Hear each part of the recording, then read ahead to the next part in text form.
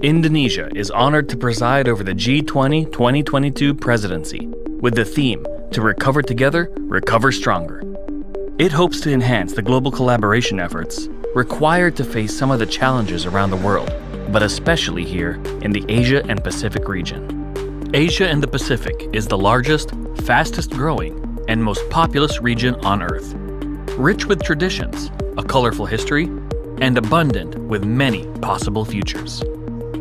While the region includes the world's most visited city, its second largest economy, and the top 5 countries with the highest IQs, it is also one of the regions under greatest threat from climate change, environmental pollution, loss of biodiversity, gender inequality, and a regression in poverty levels due to the global pandemic. To navigate this uncertainty and complexity and build resilience, we need to envision a wide range of possible futures. But in the end, the preferred future is the one that we need to rally around to build coalitions and inspire action. With knowledge, science, and evidence as the foundation, we need to employ our intelligence, imagination, and emotions to innovate. We must all integrate science into public policy discourse to be futures literate and build a better tomorrow and move away from business as usual. The Indonesian presidency of the G20 is committed to a vision of recover together, recover stronger through the 3 main pillars of promoting productivity, increasing resilience and stability, and ensuring sustainable and inclusive growth. Under the Sherpa track, there are 10 engagement groups including Science 20. The Science 20 pillar takes on how to improve our development support using scientific evidence and innovative solutions together with enhanced public policy. We need strong scientific collaboration to design solutions under a strong and unified G20 framework. Our challenges today, whether the global pandemic or the climate crisis, are all interconnected and require urgent action from a global community. Science is the bridge that will enable us to make crucial links required to find the necessary solutions.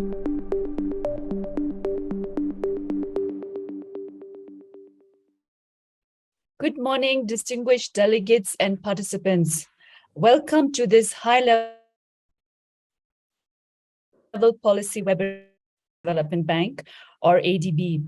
Amongst other things, I'm also the focal person for air quality management within the department. I will be moderating this opening session of the webinar, and I will also be introducing the moderators for the following 3 sessions, as well as our speaker for the closing session. So before we begin, I would like to provide a few reminders.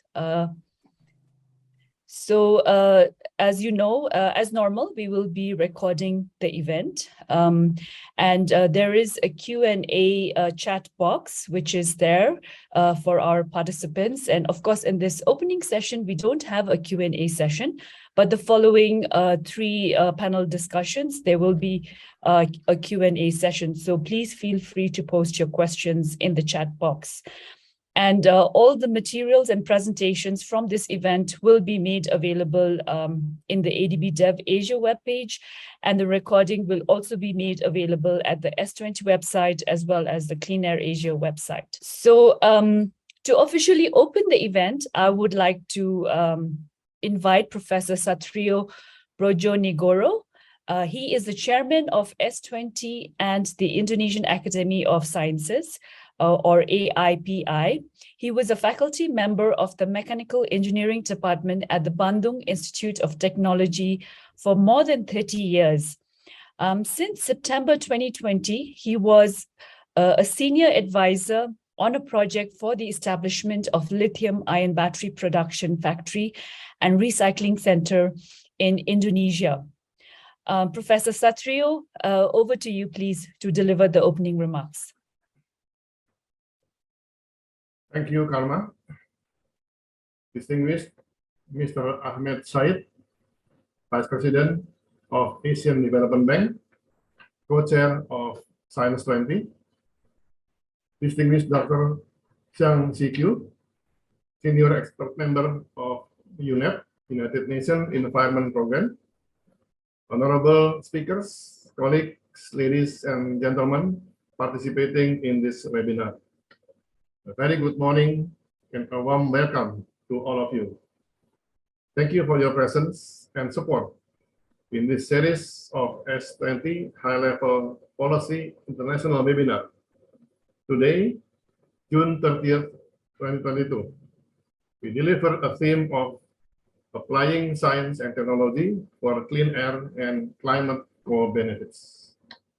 We are glad in this webinar we could invite various representatives from decision makers, researchers, business people, and NGO who partake the main concern in reducing air pollution for climate mitigation, health improvement, and economic growth.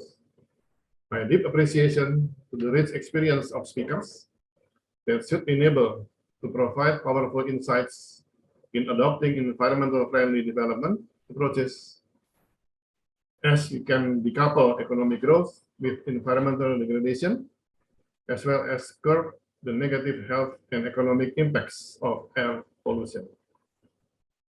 4 billion or 92% of people in Asia and the Pacific are exposed to the air pollution levels that endanger their health, according to UNEP 2019.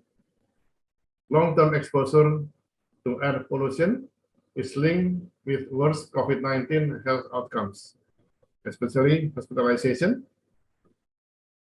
according to the Imperial College London 2021. Air pollution also harms the environment, ecosystems, and biodiversity, agricultural yields, and the economy. The cause of health damage from fine particulate matter, PM 2.5, air pollution alone is equivalent to 9.3% of GDP in East Asia and Pacific, and 10.3% in South Asia in 2019, according to the World Bank 2022. In addition, air pollutants contribute to climate change. Tropospheric ozone causes warming of the climate, while components of particulate matter have climate cooling or warming effects.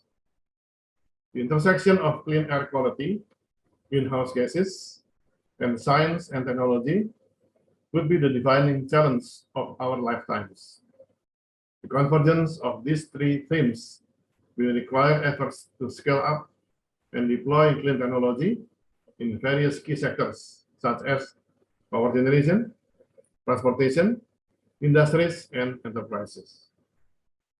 Those enable governments maintain the Paris Climate Agreement and meet the Sustainable Development Goals. Therefore, the collaborative efforts and action that governments meet through international community should be beneficial in achieving stronger recovery and ensuring resilience for all. However, the efforts need an ambitious political will and strong policy making, supported by science-based policy, which can include the necessities to accelerate the adoption of clean technology in Asia. Besides research and development, science-based policies, and ambitious government support, the forms of engagement from stakeholders and public is also a must for tackling air pollution and carbon emission reduction in ways that can benefit as many people as possible. Clean air actions require resources beyond government's capacity, so that governments should create an enabling environment for clean technology investment, as each country has unique challenges and needs in transforming the energy system, as well as to support the actions. It is therefore the significant objectives of this webinar this morning. First one is to foster South-South knowledge sharing among Asian countries on improving air quality and lowering carbon emissions. At the same time, second, to highlight the role of robust data for developing clean air and low carbon policies comprehensively. Third, to discuss recent advancement in clean technology in Asia and mechanisms to accelerate scaling up of technology And four, to discuss collaboration opportunities between public and private sectors in increasing clean technology investment. Recommendation and action should be proposed to aim at promoting a more shared, inclusive, and resilient growth for all. G20 needs to strengthen cooperation to overcome the clean air quality, climate change, and to enhance science and technology's contribution for the quality of life improvement.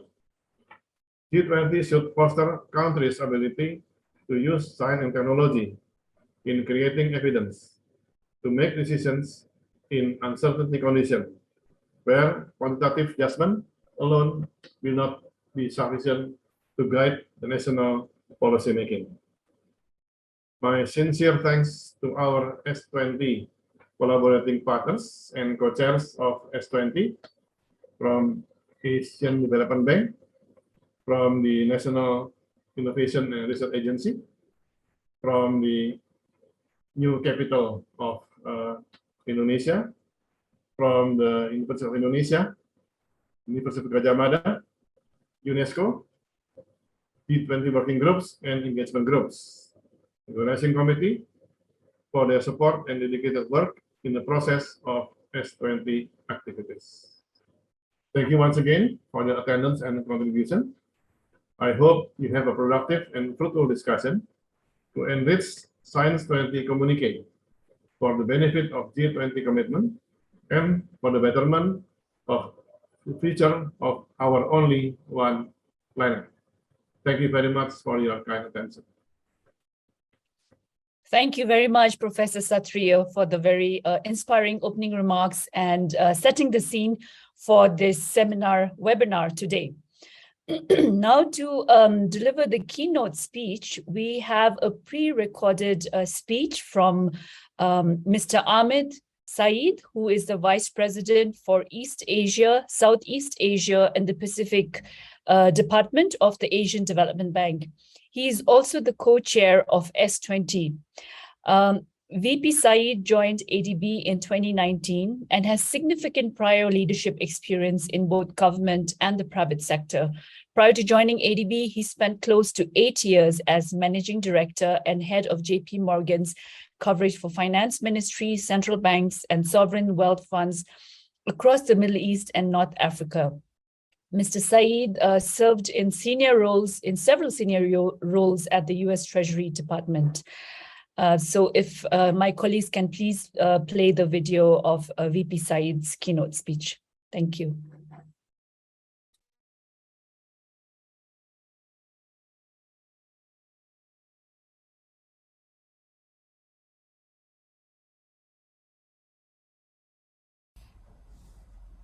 Good morning, ladies and gentlemen. I'm honored to give the keynote speech at this Science 20 high-level policy webinar on applying science and technology for clean air and climate co-benefits. I'd like to begin by thanking the Indonesian Academy of Sciences, headed by Professor Satrio Banjogoro, for organizing this webinar in collaboration with the Asian Development Bank and Clean Air Asia, a knowledge partner of ADB on air pollution and climate change mitigation across Asia. We also have the pleasure of welcoming Dr. Zhang Shikui, board member of Clean Air Asia, who will deliver our special address. In addition, we have a number of eminent moderators and panelists who will be sharing knowledge amongst Asian countries on actions to improve air quality and lower carbon emissions, and who will be discussing the importance of leveraging a robust data framework for developing sound, clean air, and low carbon policies, and who will also talk to us about the importance of scaling up clean technology through public-private collaboration. Before we hear from Dr. Zhang, let me first take this opportunity to share my observations on applying science and technology for clean air and climate co-benefits, as countries in Asia and the Pacific focus on rebuilding their economies in the wake of the COVID-19 pandemic. The Asia-Pacific region is home to countries that are most vulnerable globally to climate change, with over 60% of our populations working in sectors most at risk from climate change impact. In addition, the region produces over 50% of global greenhouse gas emissions. Hence, Whether the battle against climate change will be won or lost will depend greatly on Asia's climate actions, and it is Asia, more than other regions of the world, that will bear the consequences of these actions. This region suffers from severe air pollution, which has resulted in significant negative health and economic effects. According to the United Nations Environmental Program, 4 billion people, 92% of those in Asia and the Pacific, are exposed to air pollution levels that put their health in danger. The cost of health damage from fine particulate matter pollution, both ambient and household air pollution, is equivalent to a number approaching 10% of GDP in East Asia and the Pacific and exceeding 10% in South Asia. The G20, under the Indonesian presidency, aims to develop concrete action plans so that we advance the cause of a green, inclusive, resilient, and sustainable global economic recovery after the COVID-19 pandemic. For the countries of our region, rebuilding sustainable economies requires science-based solutions to reduce air pollution and greenhouse gas emissions, while also ensuring a just transition. While improving air quality results in multiple benefits to society, foremost of which, of course, is saving human life, protecting the health of women, children, and those with comorbidities, generating green jobs, and promoting economic growth, I would also like to highlight climate change mitigation as a co-benefit to air pollution reduction, as well as, of course, vice versa. Because of their interconnectedness, actions that address both climate change and air pollution could deliver significant co-benefits to help countries meet sustainable development goals. To achieve the goals of the Paris Agreement, reducing carbon dioxide emissions alone will not be enough. Short-lived climate pollutants, known as SSLPs, such as methane, tropospheric ozone, and black carbon, a component of particulate matter, can cause warming of the climate as well, in some cases more severely than other better-known greenhouse gases. As a consequence, actions to reduce these air pollutants are as important as actions to reduce more generally known greenhouse gases. UNEP estimates that action on SLCPs could lead to the avoidance of 2.4 million premature deaths annually and avoid crop losses of 52 million tons a year.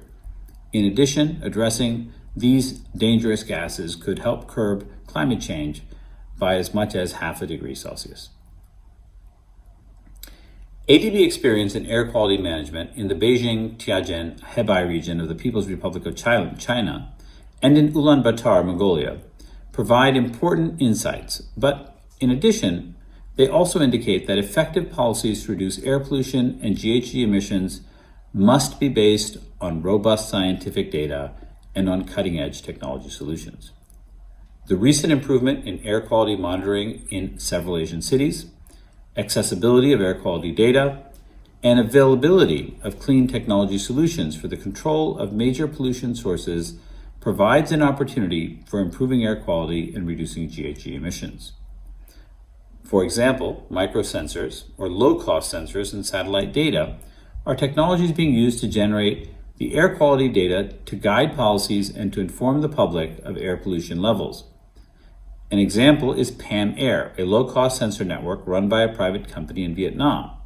PAM Air provides more than 400 sensors across the country. These provide data for daily pollution broadcasts. Quezon City in the Philippines has partnered with C40 and Clean Air Asia to deploy low-cost sensors to monitor air pollution levels in marginalized and in vulnerable communities that were far from the existing monitor network. This approach prioritizes community exposure and guides local government interventions to improve public health as well as the urban environment. In addition to improving the scientific evidence base for climate and clean air solutions, efforts need to be taken to rapidly scale up and deploy clean technologies in critical sectors. These include power generation, transport, industries, including micro, small, and medium enterprises, and waste management. We must use these solutions to enable national governments to meet the Sustainable Development Goals and their nationally determined contributions in support of the Paris Climate Agreement. Replacing coal-fired power plants with renewables and deploying electric vehicles are examples of technologies and interventions which reduce air pollution that result in high health benefits and that help us reduce the overall level of carbon dioxide. Together with the international community, ADB is putting in place several projects and initiatives to scale up implementation of clean technology solutions that help reduce air pollution and mitigate climate damage in Asia. These include, for example, the Energy Transition Mechanism, which is aimed at accelerating the transition of fossil fuel-based energy to renewable energy generation in Indonesia, the Philippines, and Vietnam first as pilot countries. We are also financing the largest solar park, 2,200 megawatts in India, and preparing a $500 million policy-based loan on power sector reform in India. A third example is our work to develop the Asia Clean Blue Sky program, aimed at scaling up ADB's investments to generate clean air and climate benefits.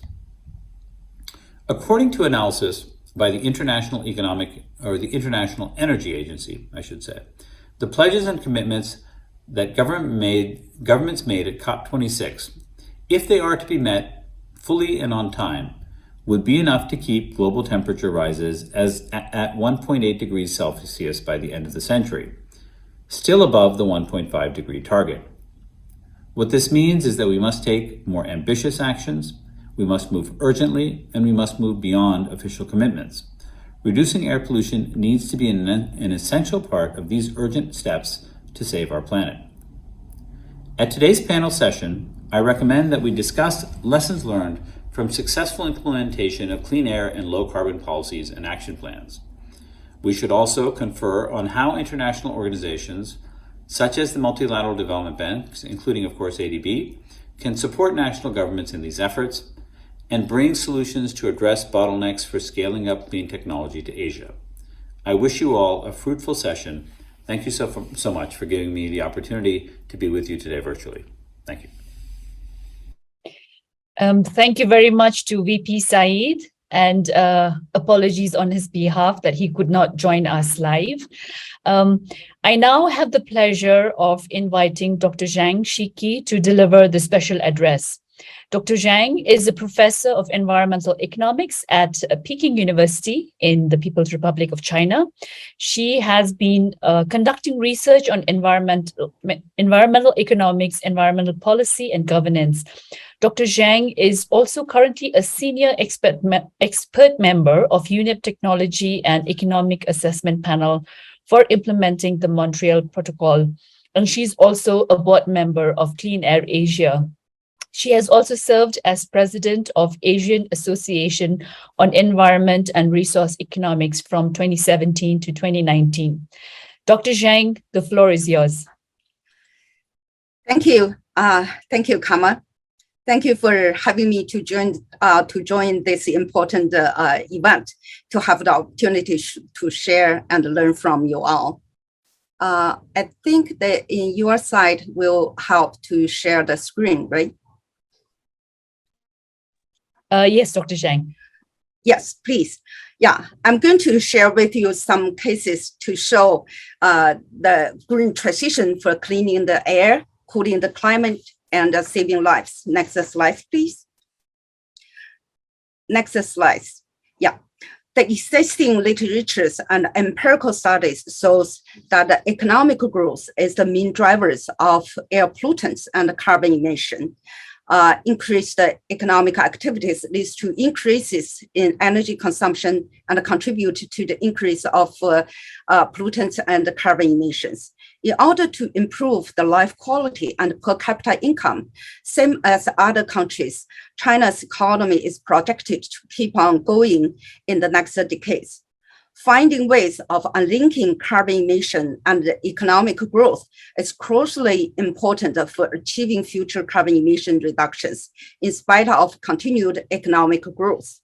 This process of reducing the pollution and carbon impacts of economic activities is referred to as decoupling. The picture in the right side shows what happened in the US, and the left refers to China's situation. China revised its national ambient air quality standards in 2012 and implemented its Air Act in 2013. Since 2013, China has improved its air quality while maintaining the continued growth of the economy. For example, China's GDP in 2008 grew by 39% from 2013. The energy consumption, the private vehicle ownership grew by 11%, and 83% respectively. But the concentration of air pollutants was greatly reduced. The average concentration of PM2.5 and sulfur dioxide in the first 70 cities, which implementing national standards, had dropped dramatically by 42% and 68% respectively. Then the question will be, what drive this decoupling process happened? Next slide, please. According to Professor Zhang and his team, from the year 2013 to 2017, with the implementation of the toughest ever Clean Air Act in China, significant declines in PM2.5 concentration occurred nationwide. They estimated the drivers of improved PM2.5 air quality and the associated health benefits in China by the drivers mainly by strengthening the industrial emission standards, phasing out small and polluted factories, phasing out outdated industrial capacities, upgrading on industrial boilers, promoting clean fuels, and clean fuels in the residential sector, and strengthening vehicle emission standards.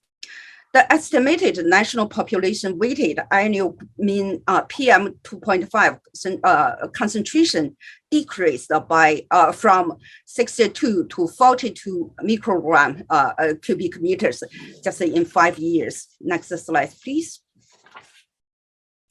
We can also observe the green transition in place. According to Clean Air Asia China office, by 2020, the energy intensity decreased by 13% since 2015 and almost 43% since the year 2005.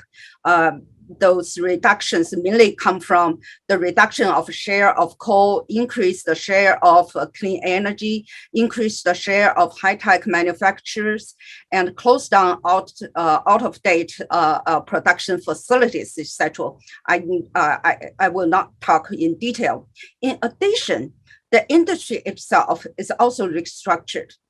So the question is, what will be the health effect associated with those efforts and structure changes? Next slide, please.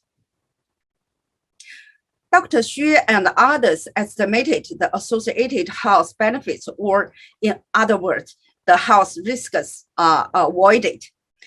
During the year 2013 to 17, the premature deaths due to long-term PM2.5 exposure decreased from 1.2 million in 2013 to 1 million in 2017. That means, compared with the year 2013, 200,000 lives being saved in the year 2017. The most right map shows the allocation or distribution of the avoided deaths in various regions in China, which of course mainly in the polluted and the populated provinces. And then what those avoided risks means. Next slide. My colleague at Peking University, Dr. Dai Hanchen, and his team estimated the health and economic benefits of PM2.5 pollution control in China. They concluded that for the health benefits and the economic impacts, I would not discuss the figures very detailed, but by conducting the cost-benefit analysis, they concluded that the net benefit is quite significant, especially the net benefit in the more developed provinces is higher than the other provinces. For example, the benefits in the central and western provinces, which is low or undeveloped areas, was not very obvious in the current stage, but I will combine another study to show this. And we need to know further to, the question is that who take the cost of burden of pollution control and who benefits from the air quality improvement from social, political, and economic side. Next slide, please.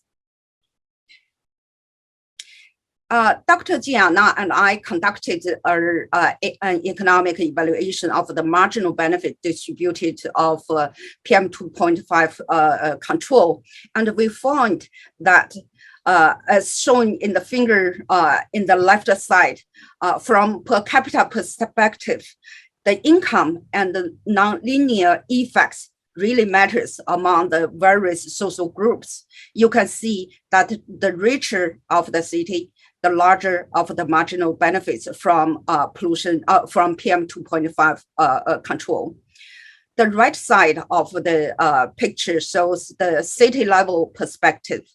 The implication is that population density dominates the distribution, as discussed previously from other studies, if we consider the population weighted exposures. This may also provide implications for Asian cities. Both challenges and opportunities existed. If I can just use one sentence to talk about the implication from previous study, I would say to avoid the health risks imposed by pollution, one need not stop the economic growth, but growing the economy and increase the income of population by decoupling to grasp the win-win possibilities. That is whether or not to develop economy is not a question. The real question is that how we are going to develop our economy. Next slide, please. And then what economics can tell us further? The direct answer is that it will help us to identify the priority for actions and the strategies.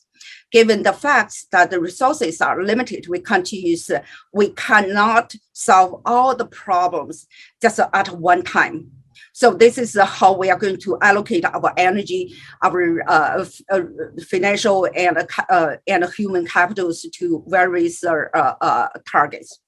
This study, the study we conducted for phasing out coal for power plants or households in Beijing told us that the robust findings that net present value of net benefits less than zero for phasing out coal in power plants in Beijing. I need to say that only refers to cases in Beijing, not the other cases, but a higher chance for positive net present value of net benefits for phasing out coal used in household. This is definitely has the policy implications. And another study we conducted for substitutions of gasoline vehicles by electric cars also find the disparity or distribution effect of health and total benefits, including climate, existed among various cities and provinces, which also have implications that where move first, which areas should give priority to help to maximize the net benefits for substitute of the gasoline vehicles to electric vehicles by considering the health, air and climate benefits. Next slide, please. There are already common understandings for the that most measures to mitigate climate change will strengthen and promote health and sustainable development. As the measures become more aggressive, the synergy will be closer and important. Gains in air quality will lead to significant improvements in health. In some cases, there may be trade-off between climate mitigation, sustainable development, and health objective, of course. But reducing such trade-offs will require policies to ensure that not only the target being achieved by less or least cost, but also the most vulnerable people don't suffer from unintended consequences.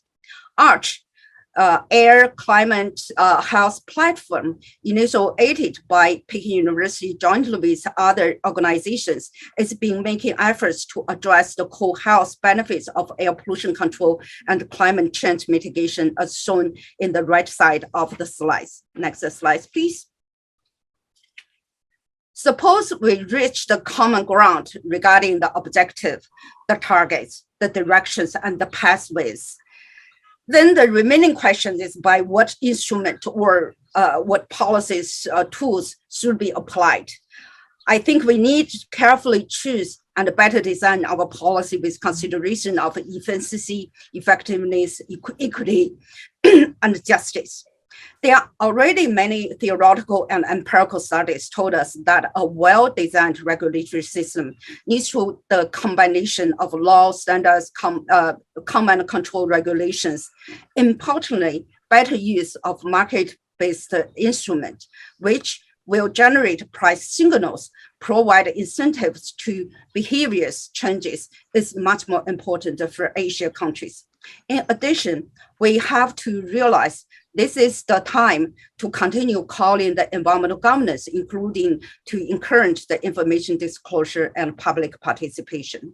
In summary, we need to address the local, regional, global problems under the framework of sustainability in an integrated way by greening the economy, low carbon and decarbon practice, restructuring, and innovation. And also, of course, address the co-benefit and find the least cost solution. Okay, Kama, I'm stopping here and I give the floor back to you. Thank you. Thank you all. Thank you very much, Dr. Zhang, for that very interesting and informative special address.